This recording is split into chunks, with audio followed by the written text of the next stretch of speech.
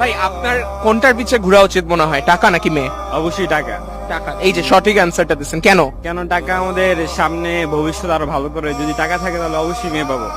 এই যে কারণ টাকা না থাকলে তুমি যে মেয়েকে ভালোবাসো এটাও তুমি বিয়ে করতে পারবে না। জীবনে আপনার গার্লফ্রেন্ড আসবে যাবে সবকিছুই, কিন্তু আপনার সাথে সারা জীবন জানেন কোন জিনিসটা থেকে যাবে? কোনটা?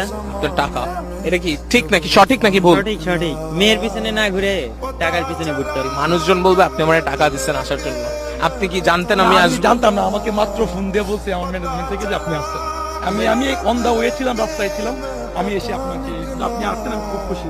What happened is I have been filming I think last এক বছর ধরে দেশের বাইরে, লোকালি অনেক কম, সো আমার একটা অ্যাংশিয়াস লাগে এন্ড তার মধ্যে আমি এখানে আসছি।